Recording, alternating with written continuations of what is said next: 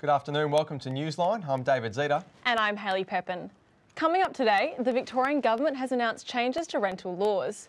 We discuss how this affects both renters and landlords. But first, Michaela Ortlin has our domestic headlines. Michaela? Thanks, Hayley. The Australian Cyber Security Centre's annual threat report is scheduled to be released later today. The report will reveal the details of a hack into the computer system of a national security contractor last November. This attack was one of 47,000 cyber incidents over the past financial year, an increase of 15%. A new poll has revealed that 1/3 of Australian parents mistakenly believed it would be better for their children to work through mental health problems on their own. The Royal Children's Hospital National Health Study showed that many parents don't know that frequent physical complaints, like stomach aches or headaches, could be a sign of mental health problems. Director of the poll says early intervention is key to helping children resolve mental health issues. One of Australia's largest employers, Australia Post, has achieved a 0% gender pay gap. Chief Executive Christine Corbett says Australia Post has been focusing on improving the representation of women across all levels of leadership. And in breaking news, a giant no has been written in the sky over Melbourne. Voting is currently underway for the same-sex marriage survey. At this stage, no one has claimed responsibility for the skywriting. That's local news for today. David, back to you. Thanks, Michaela. Some really interesting stuff there. Well, Australia is the most expensive place in the world to be a smoker. The federal government taxing cigarettes 12.5% each year. Hayley Pepin reports on whether such financial tactics are seeing smokers put down the lighters for good. It's a hard time to be a smoker in Australia.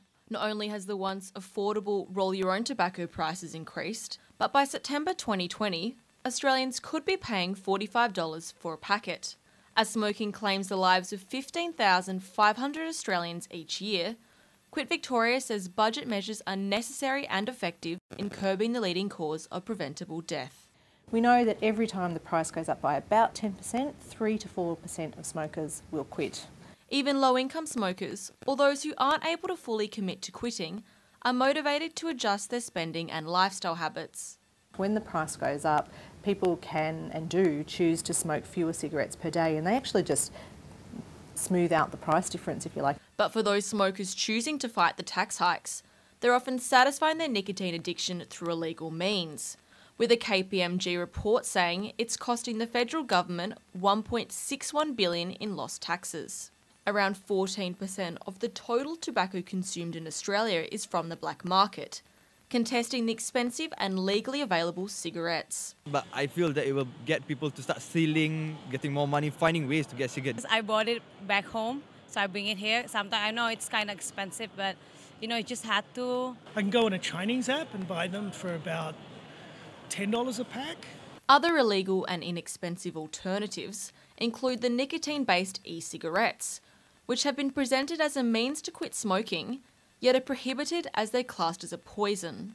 The debate over e-cigarettes is a major issue in public health, with parliamentary committees concerned with the lack of scientific evidence on its use.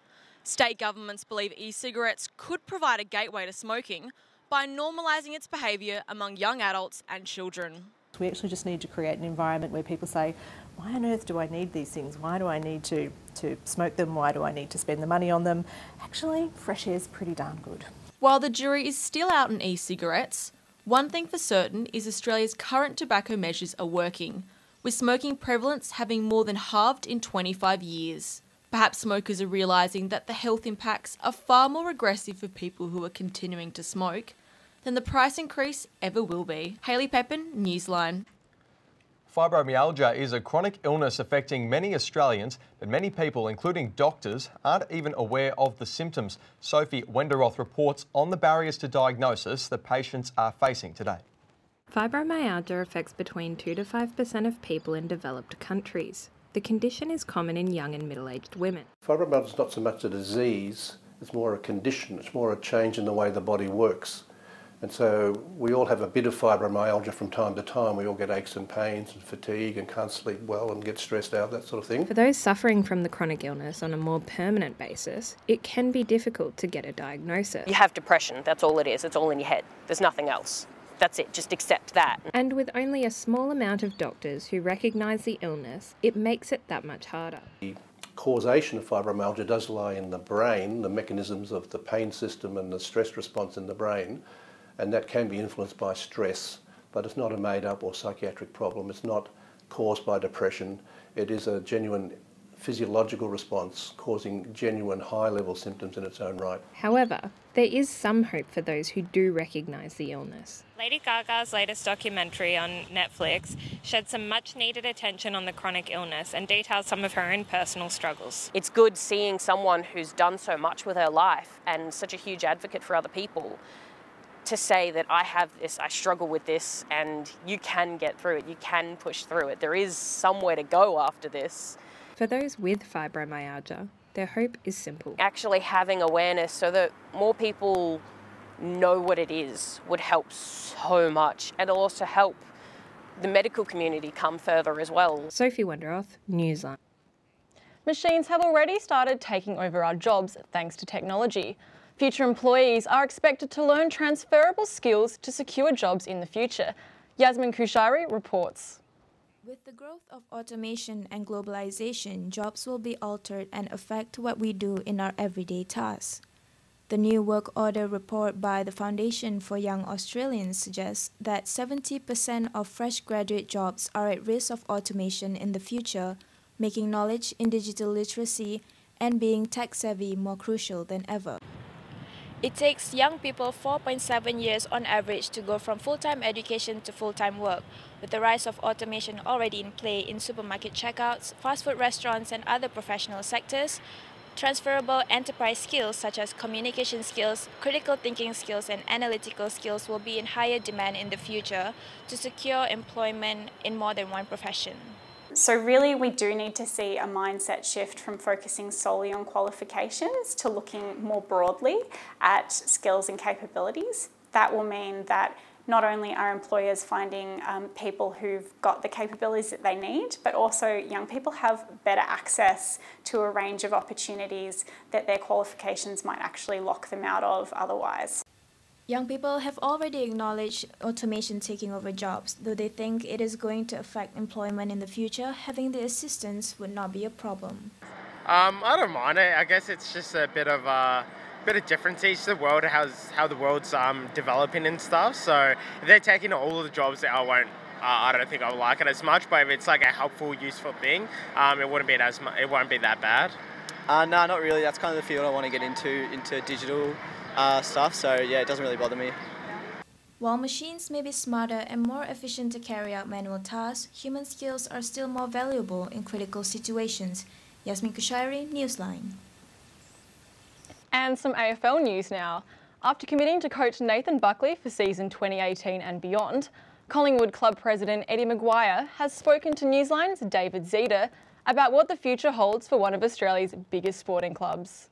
The Holden Centre has been as quiet as this since early September. The fourth season in a row, the Collingwood Football Club have been denied finals action. The man who feels it most, Eddie Maguire, the club president, aware of how his side supporters are feeling. Well, if they're dejected, we're all dejected. But you can't defy gravity sometimes. I mean, we played in preliminary finals, grand finals, premierships 8 years in a row, and we made decisions at the club to cut the list to have a rebound as quickly as possible. Few sporting clubs in Australia attract the attention Collingwood does, but the whirlwind success of Richmond's 2017 campaign has Maguire hoping the powerhouse clubs can reign supreme once more. You know, the Richmond fans and Collingwood fans have been fighting since they came into the competition in 1908. It's great for football. Yeah, look, it shows again that the big, powerful Melbourne clubs are big, powerful Melbourne clubs. With the club now sure of its direction, the future looks bright for Collingwood, but it will need to lift a couple of gears and a couple of spots on the ladder if it's to be playing at the MCG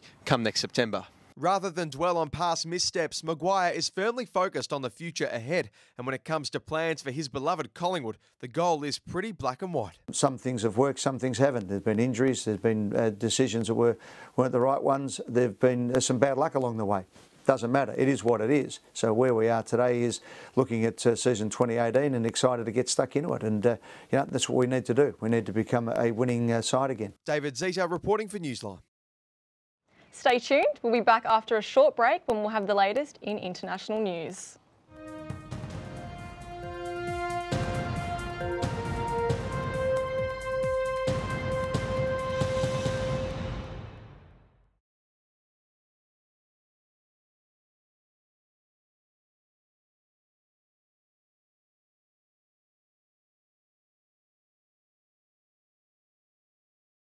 The campaign to change the date for Australia Day has ramped up despite criticisms from the federal government. Australia Day is for many one for kicking back, taking the day off and national pride, but for others the day holds a much more sinister undertone, one of conflict, oppression and systematic segregation. Australia has made gradual strides when it comes to reconciliation with National Sorry Day and Reconciliation Week, but there's still a long way to go. I'm here standing on the Kulin Nations, also known as Melbourne. Behind me, Melbourne elected its first Indigenous Senator, Ken Wyatt, in 2010. Linda Burney followed suit shortly after in 2016. Marking the anniversary of the 1788 First Fleet arrival in Port Jackson, New South Wales, Australia Day was first celebrated in 1944. It's worth noting that it was only 3 years after that Australia's first Indigenous protest on Australia Day was reported. Since then, supporters certainly amped up, with Indigenous and non-Indigenous people alike throwing their support behind changing the date. Last year, WA's Fremantle Council changed their date for celebrating Australia Day to January the 28th. Yarra City Council has followed suit with projects underway to make the day more culturally sensitive to our First Nations people. While it is unlikely that the federal government will change the date, what's becoming more and more present is a greater understanding of our cultural diversity and history. Mihika Hegde for Newsline.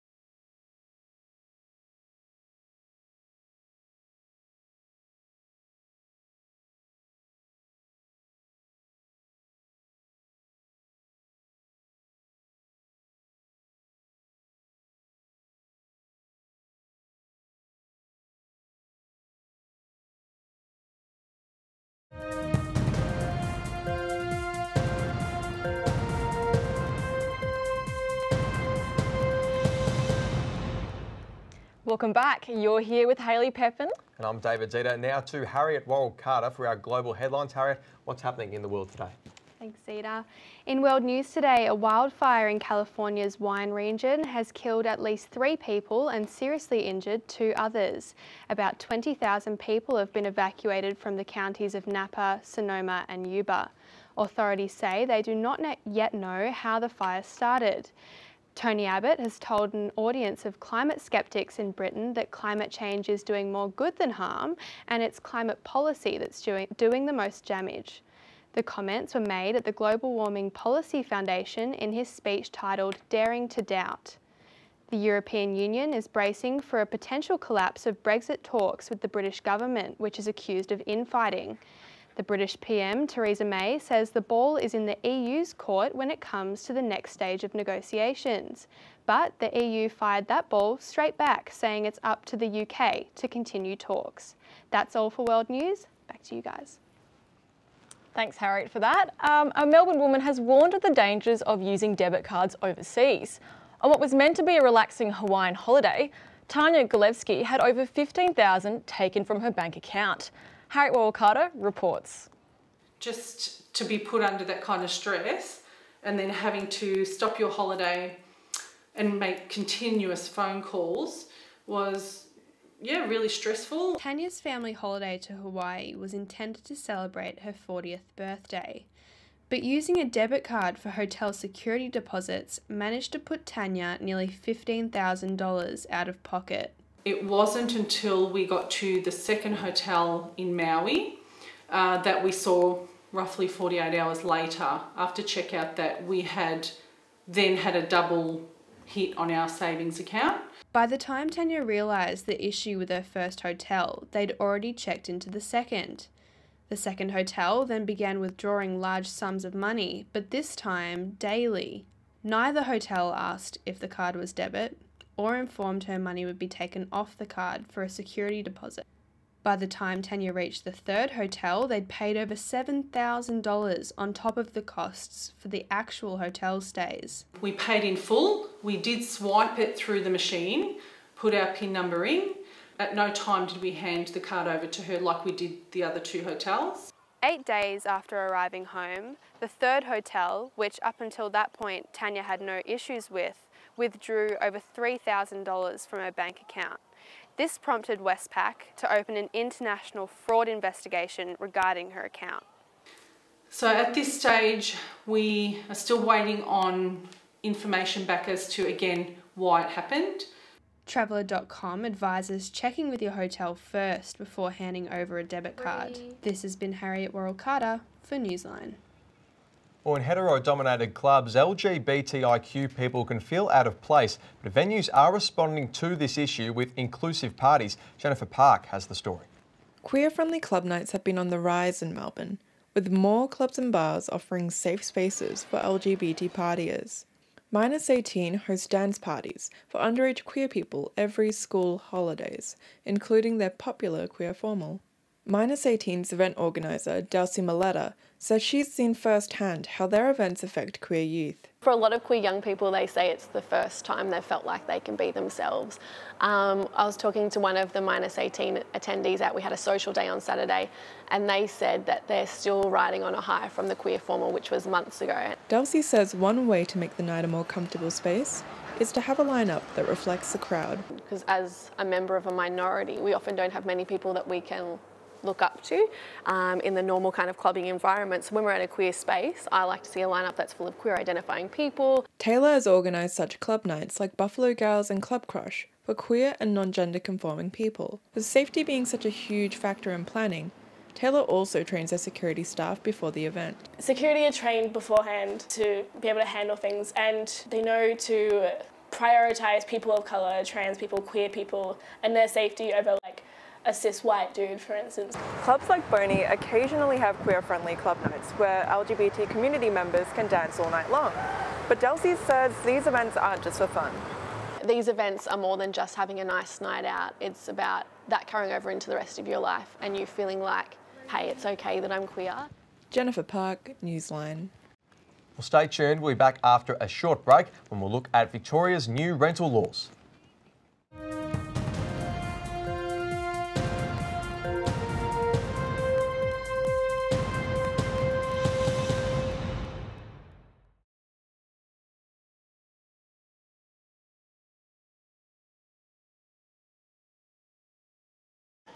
I'm Claudia Dashwood and I'm here on Collins Street, the slowest moving street in Melbourne CBD, according to a new study from the McKell Institute.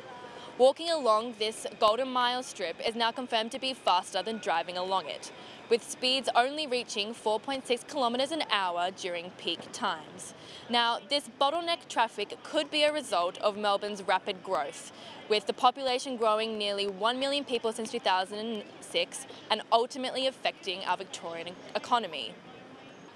As you can see behind me here, trams, cyclists and pedestrians all share the road with Collins Street drivers, creating more congestion throughout the day.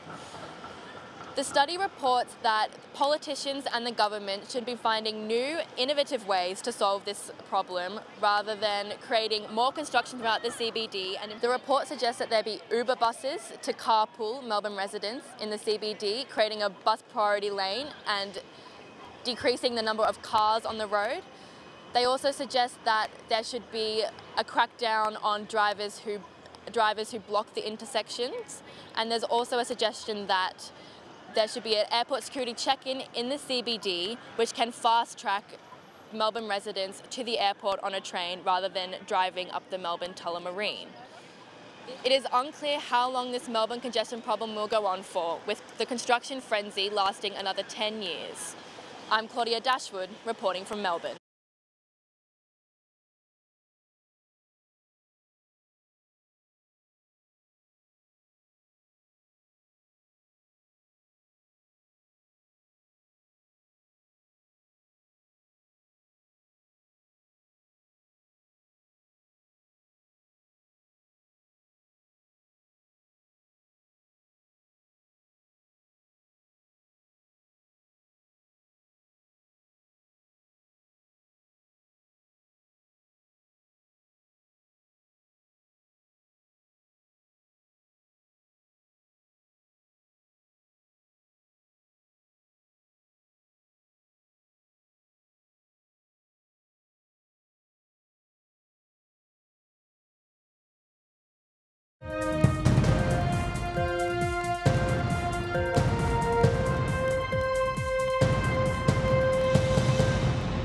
Welcome back to Newsline. I'm David Zeta.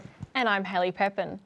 It's a good week to be a renter in Victoria, with the Andrews government announcing a raft of reforms they say will put dodgy landlords on notice. Victorians who rent their homes will now be allowed to own pets, pay smaller bonds and sign on to longer-term leases. And landlords could see themselves facing a blacklist if they don't play by the rules. Mark O'Brien is the CEO of the Tenants Union of Victoria, and he joins Newsline's state political reporter, Claudia Long, in the studio. Thanks, Claudia. Thanks, Hayley. Mark O'Brien, welcome to the program. Thank you. Thanks for having me. Mark, you've had what can really only be described as a win for renters this week, but the Real Estate Institute says these changes from the state government could actually drive up prices. Surely having higher rents is more important or not as good for renters as having a pet. Well, it's interesting because every time someone proposes to amend the tenancy law, industry always says it will drive up prices, it will be the end of property ownership as we know it, and those things have never come to fruition. The tenancy law has been amended many times. These are relatively modest but important changes.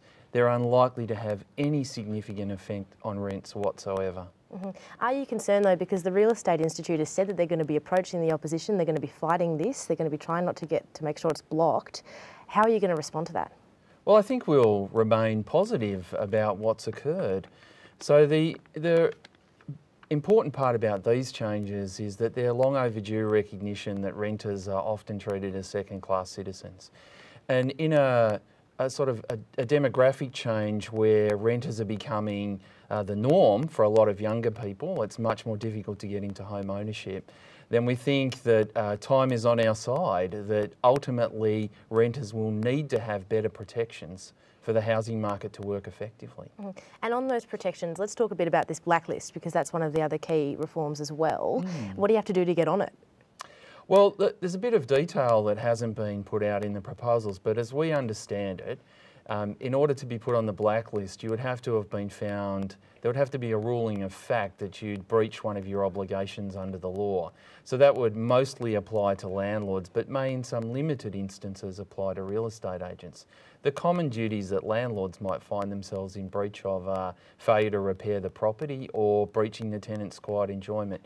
With estate agents, it might be being found to have engaged in misleading and deceptive conduct. Okay, but if there's been a dispute and you've got two sides to this story, how do you kind of figure that out? Is that going to be a very lengthy process that people just might not want to get into, and then bad landlords might not end up on the list? Well, I think there's always a risk that tenants won't want to participate at VCAT. That's pretty much what happens now. But one of the important elements of the proposals that the Victorian government's put in place are that they'll encourage more renters to exercise their rights. Often now, renters don't exercise their rights because they feel insecure. So creating a better sense of security for renters has the added benefit of ensuring better compliance with the law across the board. And these changes have just been announced as we head into a by-election in Northcote, with the ALP facing a pretty major threat from the Greens. Housing and rent prices have shaped up to be some pretty major issues there. Are you going to be putting your support as the CEO of the Tenants Union behind the ALP now that these changes have been locked in for next year? Well, we support good proposals that provide a benefit to tenants. In this case, the government's put out some proposals that are very positive, and we're happy to support those. We don't tend to get engaged in the day-to-day politics of things. It's not helpful, but where we see good work that's been done to benefit tenants, we're happy to support it. And one of the other key reforms here as well is outlawing rent bidding, including rent bidding apps. We're seeing new rent bidding apps come onto the market with things like Rentberry, for instance. They're trying to make a move in Australia before the end of the year. Do you think people are just going to be starting to use those anyway because they're convenient, especially for landlords, even though they're outlawed? Yeah, so I think the element of it that'll be outlawed will be the rental bidding bit of it, but those applications often have other purposes, particularly matching a willing landlord with an interested tenant. And I think what we'll find in the future is that some of those applications people prefer to use rather than using mainstream real estate agents. Okay, can I just ask though, because obviously for landlords the key part of that is to get renters bidding to raise the price. Surely that's the key thing for them. Surely Rentberry would like to keep that as an incentive for people to use the app. Do you think we could see a scenario where, like with Uber in Victoria, for instance, people just kind of skirt around the government and use it anyway? Well, I think there's always going to be a possibility that tenants will still offer bids. What the proposal that the government's put forward does is just make it more difficult for estate agents to encourage bidding and for bidding to occur in a non-transparent way. So I think those applications will get used for different purposes. So I think that will be the main benefit that they provide for tenants and landlords into the future. Mark O'Brien, thanks for joining us on Newsline. You're welcome, thank you. Back to you, Hayley and David. Thanks, Claudia. Well, I, for one, am a renter and I just can't be happy with this news because it'd be nice to have, you know, the family dog come stay with me when mum and dad's away, so. Yeah, well, I have a dog myself, and if you don't like them, you're barking mad, and that sounded a lot better in my head than it did when it came out of my mouth, Hayley. Love the dad jokes always, David. Moving on to sports now, Alex Borrello has the latest. Thanks, Hayley. Socceroos coach Ange Postecoglou says that his own future has no impact on preparations for tonight's must-win clash against Syria at ANZ Stadium in Sydney. The team will be without captain Mile Jedinak for the second consecutive game, while star centre midfielder Tommy Rogic is expected to be recalled to the starting 11. Only victory or a 0-0 draw will see the Socceroos progress into the final stages of World Cup qualification, where they'll face either Honduras or Panama. We've also got some breaking news from the Socceroos camp. It looks like Aaron Moy is set to be dropped for tonight's big clash. Matthew Leckie to play centrally. It's a bold move for Ange Postecoglou, given Moy was one of the standouts in last week's leg against Syria, but we'll have to see if it pays off. The young Melbourne Demons midfielder Clayton Oliver has won the best and fairest by a colossal 184 votes for his club, ahead of last year's winner Jack Viney. The 20-year-old becomes one of the youngest ever Melbourne players to claim the award. Meanwhile, former #1 draft pick Jack Watts finished 21st in the count as he searches for a new club. In other AFL trade news, young Brisbane forward Josh Shackey has failed to attract much attention after seeking a trade back to Victoria, and Port Adelaide has officially lodged the final paperwork to acquire free agent Tom Rockcliffe. That's all for sport today. Back to you, Hayley and David. Thanks, Alex. Yeah, good luck to the Socceroos and Clayton Oliver. Second year at the club, what an incredible achievement. Second year at AFL footy. Moving on to the weather now, Yasmin Kushari has the details. Yasmin? Thanks, David. It's been a lovely spring day today and plenty of sunshine left to enjoy with a top of 21. Unfortunately, the sunshine will not be staying on for the rest of the week. Cloudy tomorrow and a high chance of rain most likely in the afternoon and evening, reaching a maximum of warm 25 degrees. Winds also building up to 40 km per hour around midday before calming down in the late evening. Looking ahead, cooler and cloudy days on Thursday and Friday, reaching just below 20 degrees. Possible showers and light winds expected across both days.